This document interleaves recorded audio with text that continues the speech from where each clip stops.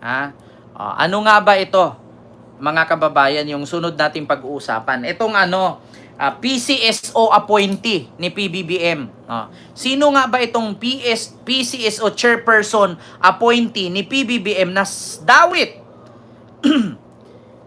hindi, dawit dito kay alias Totoy. Oo, Ma'am Lily Tonini, ganyan ako.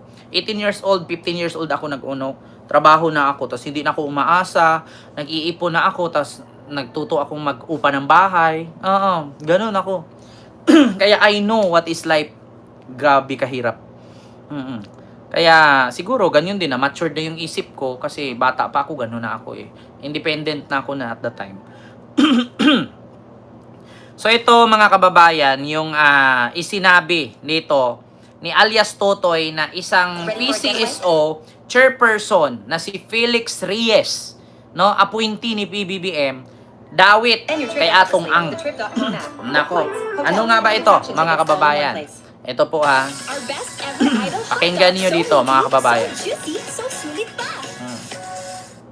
Doon kasi napakalaki, parang nasa mahigit 230 square kilometers ang lawak ng Taal Lake. Wala bang paraan para mas mapaliit yung lugar kung saan umpisahan yung paghahanap doon sa mga bangkay na mga missing sa Bungero? Dahil may nababanggit yung ating secretary ng DOJ na may-ari ng fish pond na di umano'y involved dito sa quote-unquote subcontracting nung mga papatayin po na mga sabungero. So, sa lawak po ng Taal Lake, hindi pa kayo makakatulong doon para lumiit yung area? Parang galit na galit itong reporter ng Net25. Sabi niya, sa lawak ng Taal Lake, 200 kilometers yan. Hindi ka ba makakatulong para ituro mo kung saan tinapon, saan nilubog? Parang galit na galit. Galit na galit yung reporter na Net25. Na kanilang uumpisahan yung paghahanap doon sa mga bangkay. Nang laki yung mata. Don! Sa totoo lang, kaya tulad ng sinabi ko, yung may-ari mismo ng palaisdaan na yan, membro ng PNP. Hala! Na ngayon, mga kababayan, mismo galing kay alias Don. Hindi ko to napapanood kanina kasi kumuha lang ako diretso ng clips para ipapanood ko sa inyo. So ito palang may-ari ng palaisdaan, no, na kung saan hinulugan nitong mga katawan ng missing sa Bungero ay isa palang miyembro ng pulis. Yan ang tunay na tukhang. Mga kababayan. Diyos ko. Kaya nga sabi ni General Torre na habang tumatagal ang investigasyon, habang tumatagal itong ng proseso nito, marami pang pulis ang madadawit. Tignan ninyo. Yung pulis pala na may-ari ng palaisdaan ay may-ari pala ng palaisdaan ay pulis. Nako, marami talagang influence itong si AA. Putol kasi, pinipick up kasi nila yan hanggang arena lang. Pero ang may nakakalam dyan, yung may-ari talaga ng palaisdaan. Mamarites Mosne, hello po. So dapat pitpitin na nila itong may-ari ng palaisdaan para magsabi kung saan. Yung sa palabas nga sa TV, napanood ko, parang tinutorture nila tinatanggalan ng kuko, tapos binuhusan ng tubig na nakapiring, may ganon. Torturein nyo na para makapagsalita. Kasi hanggat hindi nyo pigain, ipitin ng plies yung paa, hindi yan magsasalita tutorturein ninyo. Yung driver nga ni sino yon? Ni Chong? Ni Bernard Chong? Tinanggalan ng kuko para makapagsalita. Tapos pinatay. Patayin nyo na rin para makapagsabi. Pitpitin nyo kuko, torturein ninyo para magsumbong kung saan niya dinala.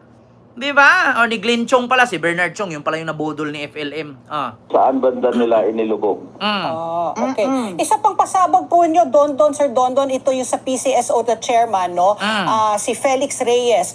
Sa pagkaalam ninyo po, ano ang kanyang involvement, no? Sabi nyo nga, siya yung Ito yung taga-PCSO na chairperson ngayon, na appointee ni PBBM na nadawit nga dito ni alias Don, si Felix Reyes. Naku po, mga kababayan, sabi ko sa inyo, ang PCO pinalitan itong si G. Ruiz, nilipat. Yeah? Baka meron na namang chairperson ng PCSO nito, mapapalitan din. para sa mga kaso laban po kay Atong Ang, siya ang umaareglo kumbaga.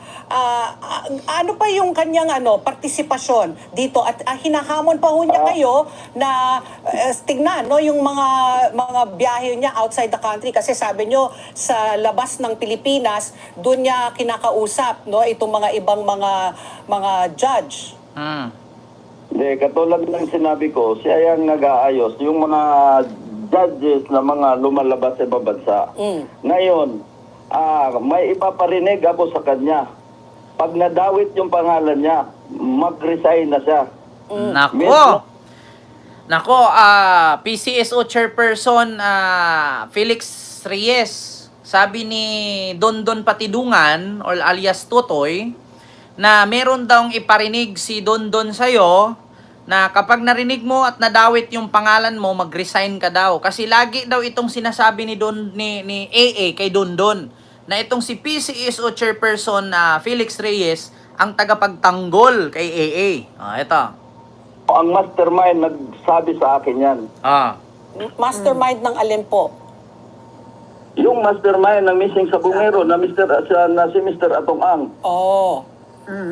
May report. Hinamon ko silang dalawa ni Mr. Atong Ang at saka si Judge Felix Reyes. Mag-lie detector kami dalawa kasi panagbintangan niya ako. Nako, eto na. Judge Felix Reyes, hinahamon ka daw ni alias Totoy or ni Dondon Patidungan na mag-lie detector kayo. Nako po. Eto mga kababayan, parang palaban talaga. Ako, naniniwala ako. Kung pupusta man ako, pupusta ako kay alias Totoy. Kasi lie detector yan eh. Nakipaghamunan. Makipaghamunan siya ng lie detector. Makipagpustahan talaga ako kung sino. Kasi hindi to magaganito eh. Sa totoo lang para sa akin mga kababayan, kahit sabihin natin na gusto natin na ma-safe itong si alias Totoy, pero sangkot pa rin siya kahit papano. Na kung kailangan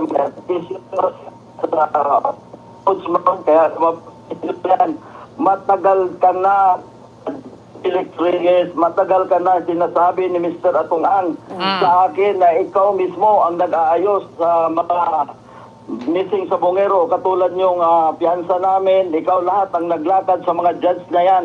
Nako, eto na nga. Yun daw piyansa daw nila alias Totoy at iiba pa, yung 4 na security guard. Ito daw si Felix Reyes ang naglakad, itong si PCSO, sabi ni alias Totoy. Naku po. Actually mga kababayan, marami pa talagang madadawit dito. Alam nyo, sa totoo lang, General Torre, PBBM, DOJ, DILG, protektahan nyo yung tao na yan. Kasi kahit papano, nakonsensya siya at sinabi niya rin. Kasi hanggang ilang taon din po ba na at least mabigyan ng katarungan itong pamilya na mga nawawalan ng missing sa Bungero. Kahit papano, kahit makita man nilang patay, at least may hustisya. Diba? Para alam mo lang, kung maiparinig ko sa'yo at mapatunayan ko sa'yo na dawit ka sa na to, mag-resign ka na, mahiya ka naman, sabihin mo sa kanya. Hindi magsalita. Nagkakilala na ba kayo? Oo. Nagkaharap na ho ba kayo ni Felix Reyes po, ni PCSO? Yes, actually, kaibigan niya.